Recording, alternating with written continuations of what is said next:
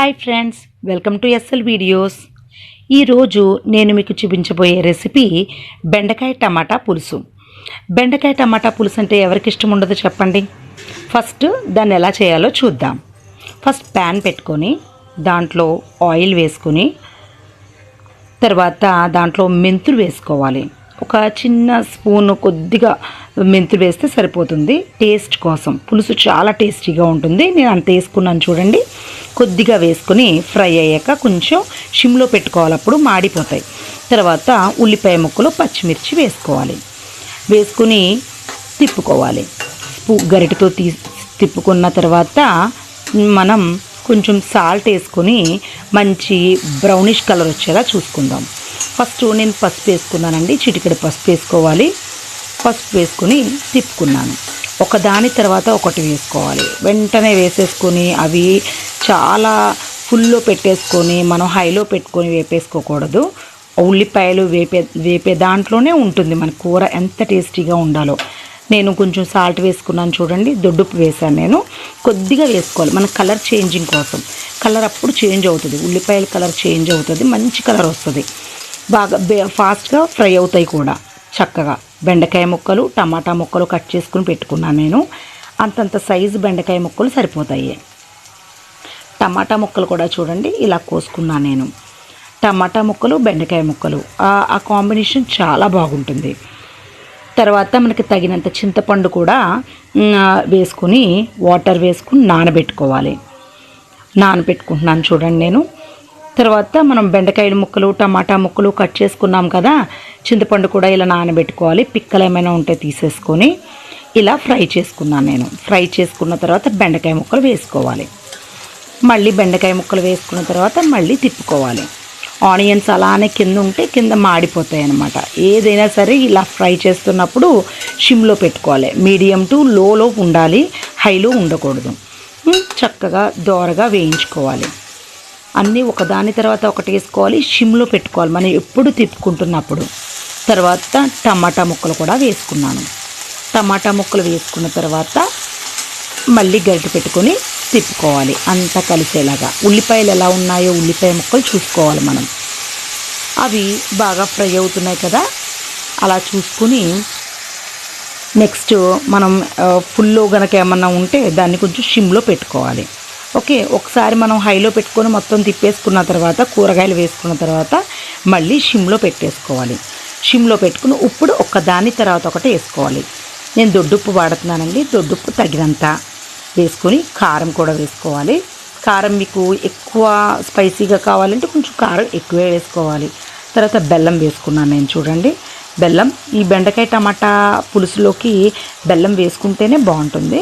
బెల్లం వేసుకొని అంటే కొంతమంది ఎక్కువ స్వీట్ ఇష్టపడే వాళ్ళు ఉంటారు, వాళ్ళు ఇంకొంచెం వేసుకోవాలి. 2 స్పూన్స్ వేసుకునే వాళ్ళు ఉంటారు, వేసుకోవచ్చు. 1 స్పూన్ అయితే మస్ట్ వేసుకోవాలి. తర్వాత వేసుకొని బాగా తిప్పుకోవాలి. చక్కగా ఉప్పు కారం స్వీట్ అంటే బెల్లం ఇవన్నీ కలిసేలా తిప్పుకోవాలి. అన్నీ కూడా అలా తిప్పుతున్నప్పుడు సిమ్లోనే ఉండాలి. సిమ్లో పెట్టి తిప్పుకున్న తర్వాత సిమ్లో ఉందో లేదో చూసుకోండి.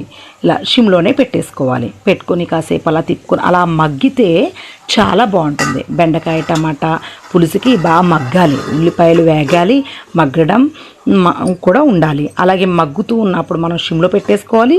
పైన లిడ్ పెట్టుకుంటే బాగా మగ్గుతుంది. ఒక 5 మినిట్స్ అట్లా ఉంచాలి. లిడ్ పెట్టేసి మూత పెట్టి 5 మినిట్స్ అలా ఉంచుకు. ఈలోగా మనం చింతపండు పిసుకుదాం.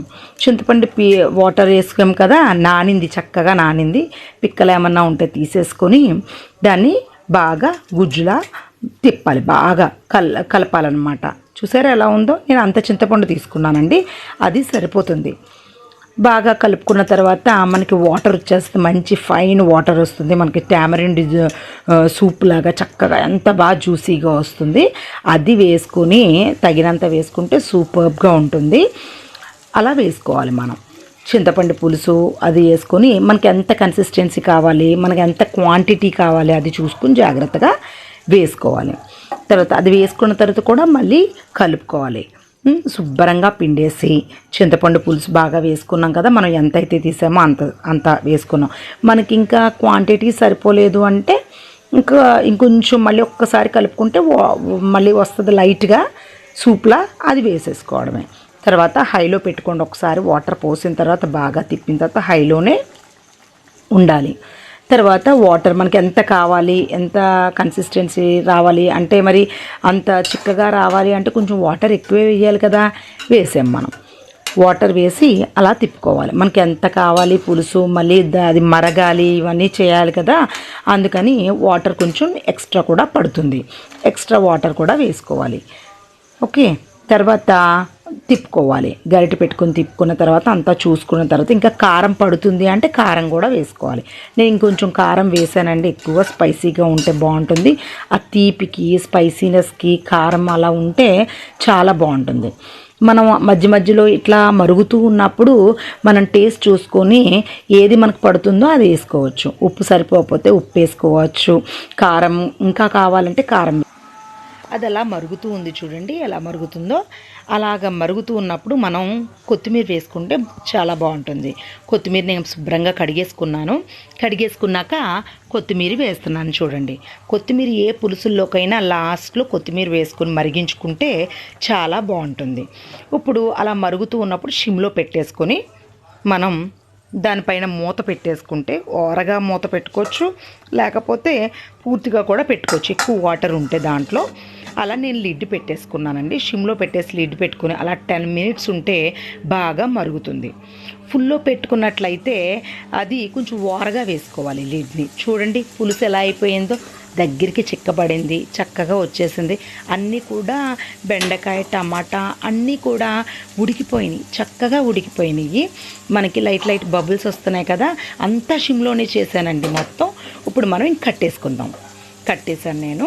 తర్వాత అది చూసారా, ఇంకా మనం సర్వింగ్ బౌల్లోకి తీసేసుకోవడమే. చూడండి సర్వింగ్ బౌల్లోకి తీసుకున్నాను, ఎంత బాగుందో. బెండకాయ టమాటా పులుసు చాలా బాగుంటుంది. లంచ్లోకి అయితే సూపర్గా ఉంటుంది. లంచ్ ఆ టైంలో ఎక్కువగా పులుసులు ఇష్టపడతాం కదా మనం. అలాగా ఇలా బెండకాయ టమాటా పులుసు చేసుకోవచ్చు చక్కగా. ఇంకా మనకి ఎగ్స్ ఆప్షన్లో ఉన్నప్పుడు ఎగ్స్ కూడా వేసుకోవచ్చు.